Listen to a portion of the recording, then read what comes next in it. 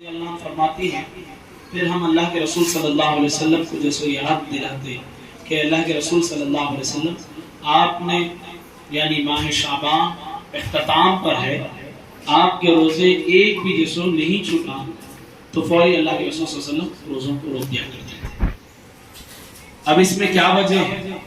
اللہ کے رسول صلی اللہ علیہ وسلم روزے پورا مہینہ رکھا کرتے تھے، پھر اگر کسی کی نظر میں اگر پڑ جائے کہ میں نے پورا مہینہ روزہ رکھا، بلکہ اگر کسی کو تھوڑا سا علم ہو جائے تو پھر فوری روزوں کو روک دیا کرتے ہیں۔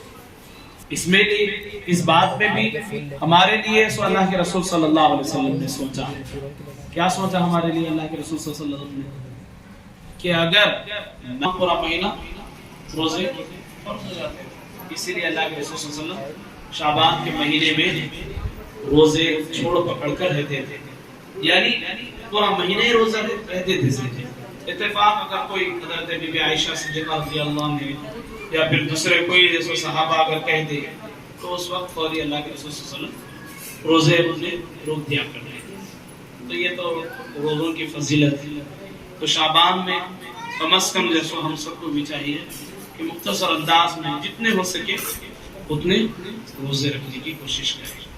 اور دوسری بات، شعبان میں روزے رکھنے سے ہمارے لیے اتنی بڑی فضیلت بھی ہے کہ اگر ہم شعبان میں چھوڑ پکڑ اگر روزے رکھتے گئے تو رمضان میں ہم سب کو آسانی ہو جائے گی، یعنی رمضان میں آسانی سے ہم جسو روزے رکھ سکیں گے۔ کیوں؟ ہم سب کو ایک ہیبٹ ہو جاتی ہے، ایک عادت ہو جاتی ہے، اگر شعبان میں اگر روزے رکھنے کی کوشش کریے رمضان میں آسانی سے روزے کو ہم پورے کر سکتے ہیں۔ اب یہ دوسری چیز، نصف الشعبان کی رات یعنی آج کی رات کو اتنی افضلیت کیوں دی گئی؟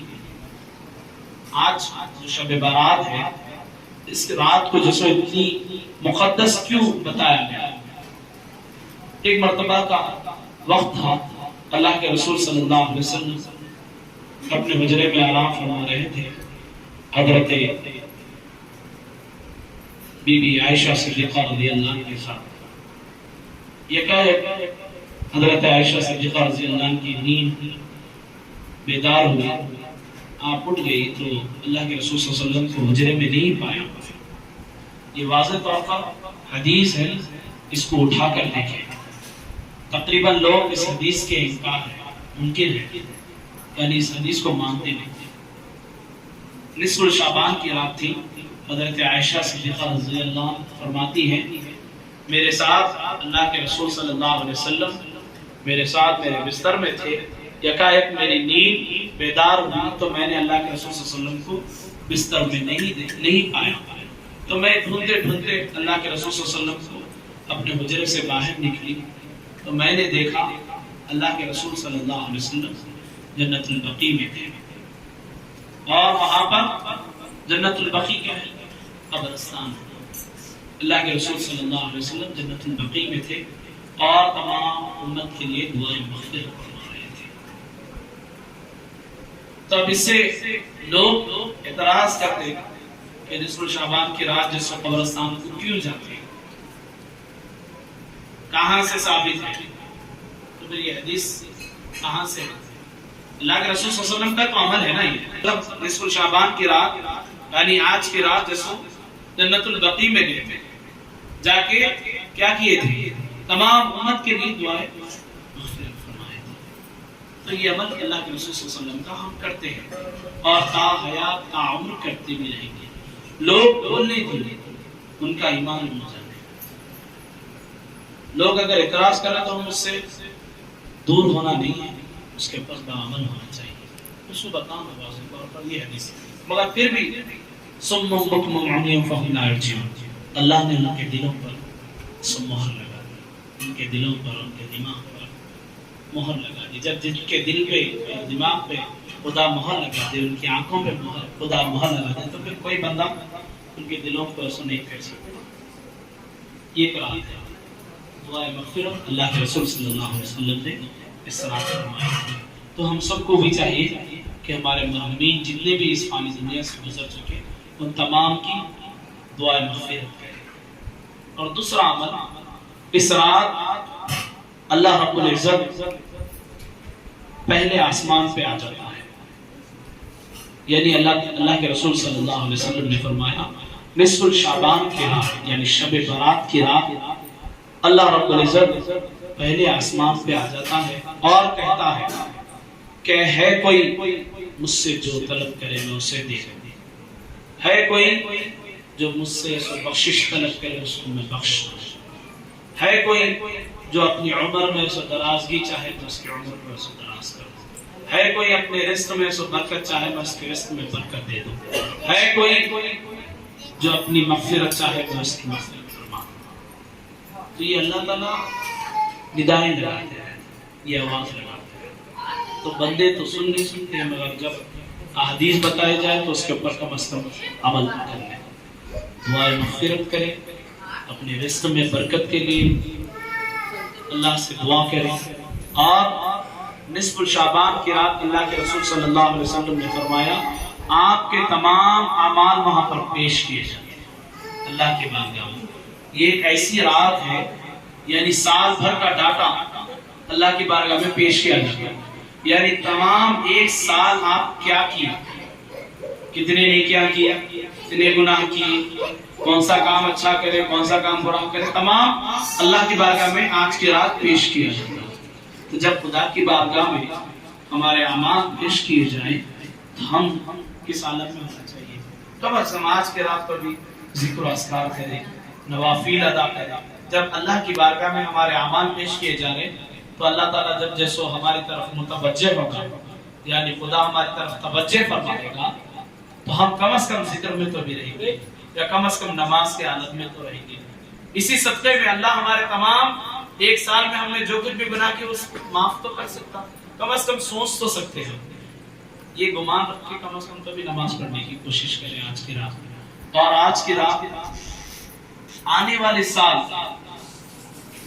سال میں آپ کے ساتھ کیا اچھا معاملہ ہونے والا ہے، یعنی آنے والے سال میں آپ حیات رہنے والے ہیں یا مرنے والے ہیں، یا پھر آپ کی عمر میں اور زیادتی ہے، یا پھر 2-4 مہینے میں جو انتقال کرنے والے جو بھی ہے، اللہ تعالیٰ ایک سال کا پھر ڈاٹا لکھ دیتا ہے، یعنی آپ کے ساتھ یہ اچھے معاملات ہویں گے، یا پھر آپ کا انتقال بھی ہونے والا ہے تو آج کی رات ہی جیسے لکھ دیا جائے گا۔ آج کی رات میں فیصلے ہونے والے ہیں، تمام امت کے آج کی رات کے فیصلے ہونے والے ہیں، چاہے اس کی موت کا فیصلہ ہو، چاہے اس کی حیات کا فیصلہ ہو، چاہے اس کے اچھے معاملات کا فیصلہ ہو، چاہے اس کے نقصانات کا فیصلہ ہو، جو بھی ہے آج کی رات ہونے والا ہے۔ تو ہم سب کو چاہیے کہ اللہ کے بارگاہ میں دعا کریں، گڑ گڑا کے نوافل ادا کریں، کر کے مولا کے بارگاہ میں التجا رکھیں کہ مولا جو بھی ہمارا جو آج فیصلہ فرمانے والا ہے ہمارے لیے بہتر فرما، ایسی دعائیں کرنی چاہیے۔ اور صلاۃ التسبیح کا معاملہ جو ہے نصف شعبان کے دن یعنی آج کی شب میں صلاۃ التسبیح پڑھنا ہے نا، بہت بڑی فضیلت ہے، سمجھے بہت بڑی فضیلت ہے۔ صلاۃ التسبیح کا خاص طور پر آج اہتمام کریں۔ صلاۃ التسبیح کا بھی میں طریقہ بتا دیتا ہوں، اس کے بعد میری بات کی گفتگو کو ختم کریں۔ صلاۃ التسبیح میں کیا پڑھا جاتا ہے؟ سورۃ کلمہ، سبحان اللہ والحمد للہ ولا الہ الا اللہ واللہ اکبر ولا حول ولا قوت الا باللہ العلی العظیم، یہ صبح کلمہ ہے۔ تیسرا کلمہ اس کو ذہن میں رکھ لیجئے، اس کو 300 مرتبہ صلاۃ التسبیح کی 4 رکعت والی نماز میں پڑھنا ہے۔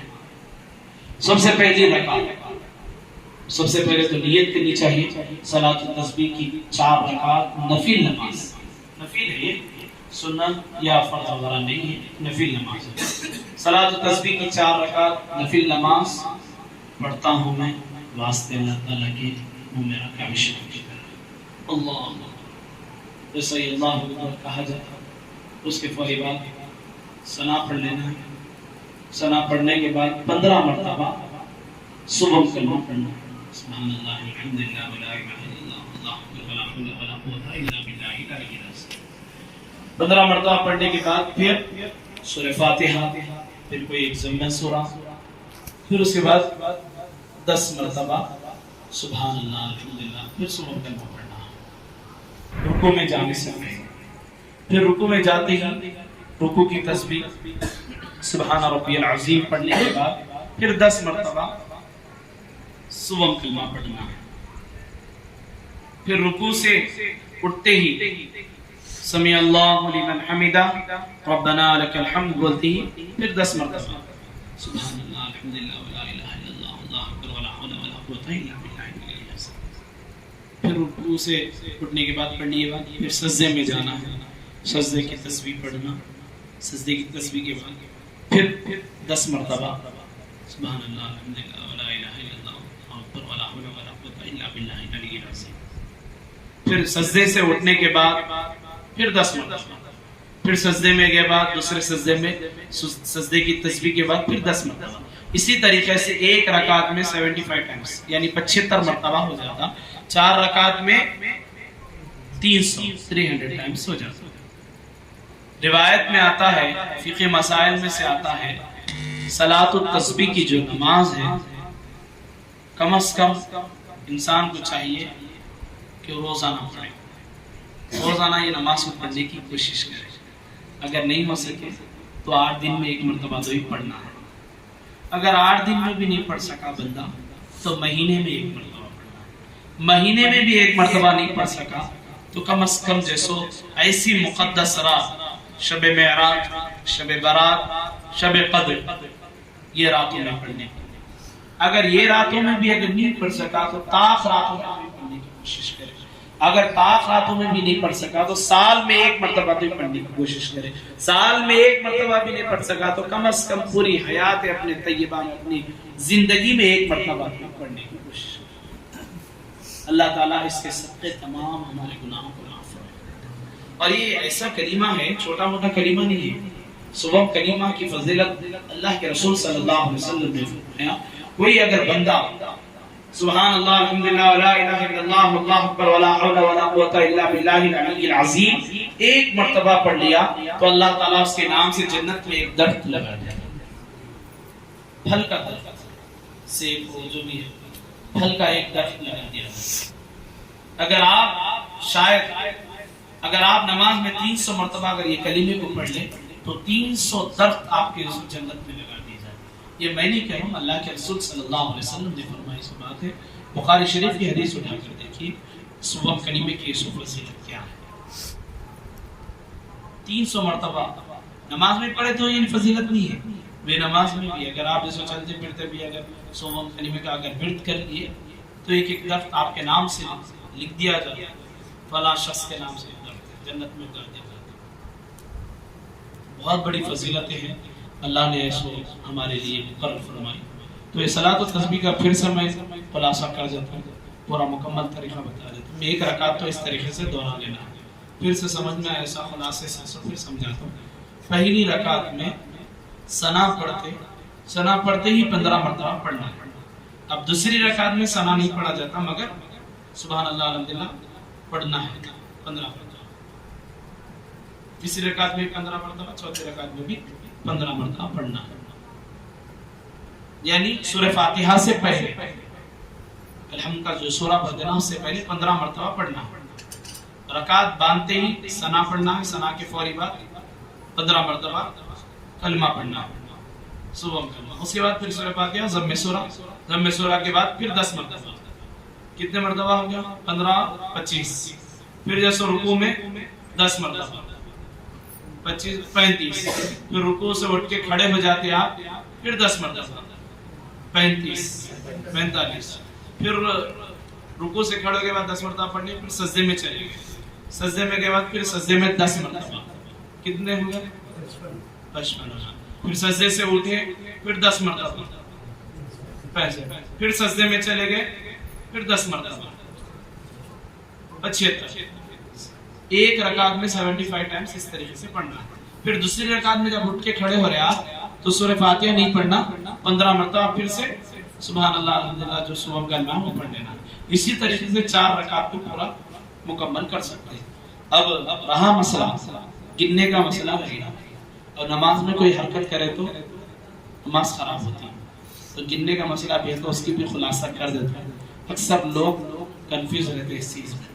ارے نماز پڑھ رہے ہیں گن رہے ہیں تو ایسے پھر نماز میں خلل ہو جاتا ہوتا شک و شبہ تو ہوتے ہوں گے تقریباً جنوں کو ہوتے ہیں 99% کو ایسا شک ہو جائے مگر ہمت نہیں کرتے کہ سوال کر کے ایسا کہ شک کو اپنے سے دور کر لیں ایسا تو آپ انگلیوں پہ گر لیے تو بہتر ہے نماز میں بھی توجہ رہتی اور انگلیوں پہ بھی گر لیے تو آپ کے اطمینان بھی رہتے اب انگلیوں پہ کس طریقے سے گرنا اب یہ ایک ہاتھ ہے اس میں ایک مرتبہ پڑھتے کے جیسا یا انگوٹھے سے ایک تین ایسا ہوتا ہے پڑھتے کے جیسا ہٹاتے جانا پورا 15 ہو جاتے ہیں اس میں اب 10 مرتبہ پڑھنا ہے یہ 3 انگلیاں ایک چوتھی انگلی کی ایک 10 ہو گئے بس آپ کو جیسے ذہن جیسے زیادہ گرنے کی طرف لگانا ہی نہیں پڑتا سمجھے آسانی سے پہلی رکعت میں جب ثنا سے پہلے سورہ فاتحہ سے پہلے ثنا کے بعد سورہ فاتحہ سے پہلے جب پڑھا جاتا تو یہ پورا ہاتھ پڑھنا ہے 15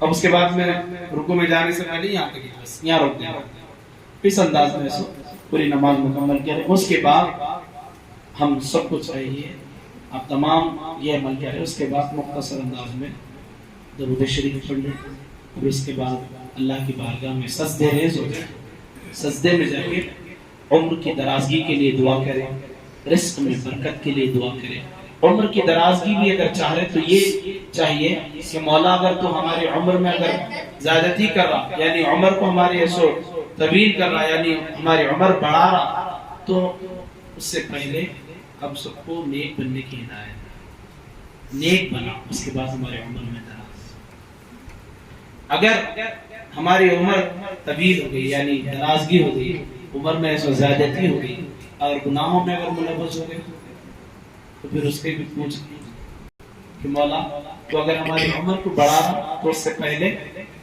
ہم کو نیک بنا اس کے بعد پھر ہماری عمر کو دراز بنا یہ دوسری دعا مولا ہمارے رزق میں برکت نازل فرما آج کی رات رزق کا بھی فیصلہ ہونے والا ہے کون سے بندے کو اللہ تعالیٰ اس کی روزی میں اس کے رزق میں برکت دینے والا ہے برکت سے مراد اس کو روزی کتنی نوازنے والا ہے اس کو کتنی رقم نوازنے والا ہے آج کی رات ہی چیز بندہ سمجھتا سال بھر میں یا کوئی ایک آدھ دن جیسے نے زیادہ محنت کر لیا تو کچھ رقم زیادہ کما لیا تو نے اپنے آپ کو سمجھتا میری محنت میری مشقت سے میں کما لیا سمجھتا یہ حقیقت نہیں ہے یہ خدا جیسو آج کی رات لکھ دیا فلاں دن فلاں وقت میں جیسو اس کو اتنی رقم کی زیادتی ہونے والی ہے یہ اس کے لیے منافع زیادہ ملنے والا ہے یا پھر جیسو اس کے لیے تحفہ ملنے والا ہے یہ بندے کی محنت سے نہیں ہوتا اب یہ بات نہیں ہے کہ پھر محنت نہیں کریں گے محنت بھی کرنا اگر اللہ تعالیٰ اس کو جب دینا ہے جب دیتا سکتے دو بھی چیزیں ہیں ہر چیز کا پہلو ہے اور ہمارے بڑے لوگوں کی کہاوت ہے وہ ہوا میں ایسا چراغ لگا دے کے چھوڑ دیے گئے اللہ چاہا تو بجھاتا نہیں چاہا تو نہیں بجھتا اب ہوا میں لگائے تو اللہ چاہو نہ کچھ بجھتا ہی بجھتا تو ویسا نہیں کرنا محنت کرنا ہے اب اللہ سے دعا کرنا کہ اللہ اس میں سے برکت دے جو ہمارے لیے بہتر ہے وہ بہتر فرما فنا فنا تو ایک پرسن کی ترکیب کی ذہن میں رکھ لیجیے ماں بشرف الدین کا صندل شریف بنا رہے الحمدللہ